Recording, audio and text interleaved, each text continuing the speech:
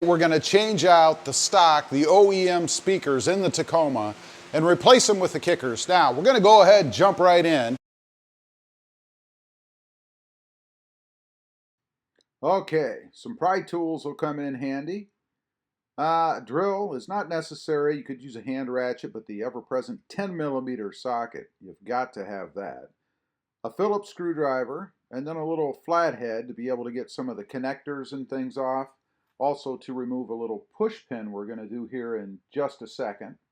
Now, again, we had a technical problem, so I'm going to voice over this install, but you guys can see what I'm doing here, and I might even be able to explain it a little bit better actually by doing it and watching the video with you guys myself. So we've got you positioned so we can see for the start here, right where I'm pointing is a little push pin. Need to go ahead and remove that with the flathead. There you go. You can see the little hole in the middle. You push in on that and then you're able to pull that little pin out. Set this thing aside because we don't want to lose it. Next up, we're going to go ahead and remove this little trim panel here on the side. It's just held on by push pins, so you should just be able to kind of grab it and pull. Although I am going to grab a trim removal tool just to kind of get under the edges there. Makes it a little bit easier. There you go. Just a little trim tool to kind of pop it. You saw it pop off right there. And make sure those white tabs I'm pointing to there are on the little trim piece itself. That way it'll be easier when you go to put it back in. And I'll show you right there. There they are, removed from the door and put on that little panel. Now we're going to use that panel as our little tool holder there, or our little parts holder, so that we don't lose any of these little pieces. Next up, we have to remove a screw behind the door handle there, and then also one down right where the grab part is of the door, underneath that little felt carpeting that's underneath there. So we're going to go ahead and grab a screwdriver here and pull those out. First of all, we're going to remove that little trim piece behind the door handle there. It just helps to have a trim removal tool just to pop that thing off real quick. Pretty easy to do once you get it out of there. And like I said, the screw is actually just right behind there. It's just held on by little tabs on the back. Throw that in our little parts holder down there.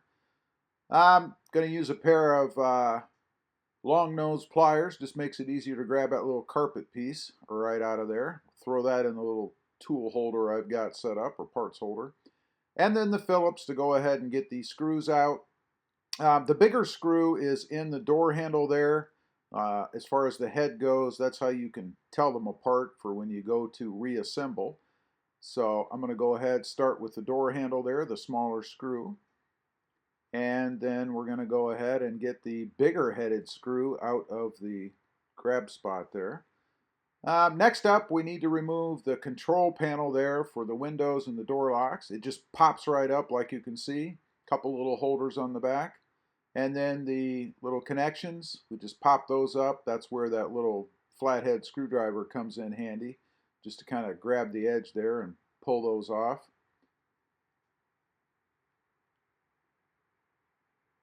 Next up, okay, we've got that off. So next up is going to be actually removing the door. There I'm pointing out the little tabs that hold that in. Going to grab the corner. It's easiest to grab that side that you can see right there. Once you get that going, the rest of it pulls off pretty easily. Just little push pins that hold it in. You lift it up and off of the door jamb. And of course there are wires behind it, little cables. You want to make sure you disconnect those. The green one goes on the bottom, by the way, if you happen to be doing this and forget which one goes where, as I did once. When I did it the first time, the door handle didn't work, nor did the door locks. There I'm just marking the bottom one, even though it's green, so that I know which one I need to put where when I put this thing back together. You see, I learned the first time when I did this. There I'm just showing you how to disconnect them. It's just a little ball that fits in a little groove. You just pull them right out. Now we're going to take the connection off of the OEM speaker. Just pulls right off like you can see there. And then we're going to grab the new speaker with its connected wiring. And that came from Crutchfield, by the way. just to make sure that indeed the 2020 is the same setup as the 2018 and it fits, and it does fit, so no issues there. Now we'll use the drill with the 10mm socket to go ahead and remove the bolts or the screws for the OEM speaker.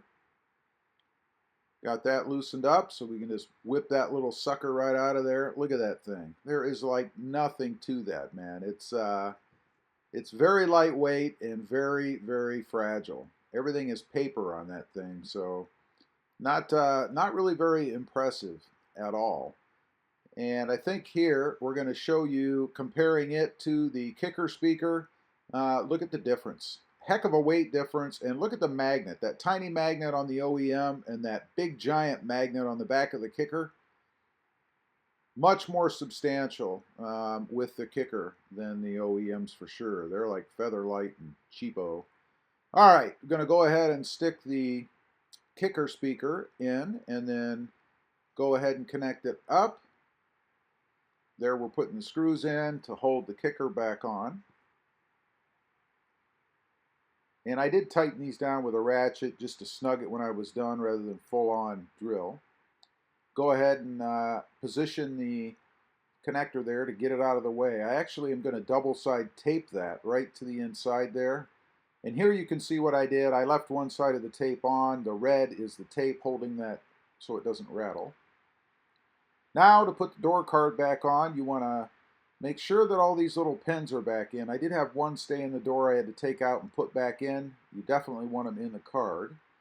Go ahead and connect your cables back up for the door handle and the power lock. And then you want to hang it from the top first. So slip it in the groove at the top in the window first. Make sure you've got that all positioned properly. And then once you've got it all lined up, just go around, beat on the edges lightly, don't have to kill it, to push those push pins back in.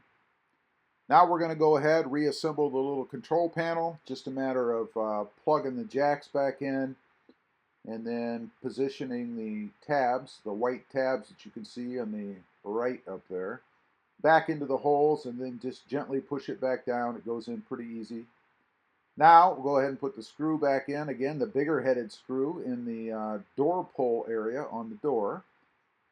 I actually had to use a longer screwdriver, little note for you, it makes it easier, short ones your hand gets in the way. Then the screw back in behind the door pull itself, tighten that thing up. You are able to get these pretty tight. Now we'll put the felt piece back in the door pull area there, that covers up the screw. And then the little cover over the screw area inside the door handle area, just for a finished look in there. It just snaps back in. Now we're going to go ahead and put that cover back on the inside behind the mirror there. Again, it just snaps back in pretty easily. Next up, we have that little push pin that we pulled out. Make sure you pull that little pin all the way out and then stick it in and push the center back in. Okay. Pretty easy. That's it. That was the install. We're going to go ahead and do the other side. It's the same exact install as the passenger side, so I'm not going to run through all that on camera, but exactly the same. That's it. We are done. We have replaced these cheapo OEM speakers. I got to tell you, it's amazing to me that you get any sound out of these at all. They're very lightweight, little teeny tiny magnet, and not very high quality at all. Much better sound out of the kickers than you get out of those. I did take it out, did do a little bit of a test, and between the tweeters that I installed in a different video earlier and these cheapo OEM 6x9s, I believe they are, much better sound.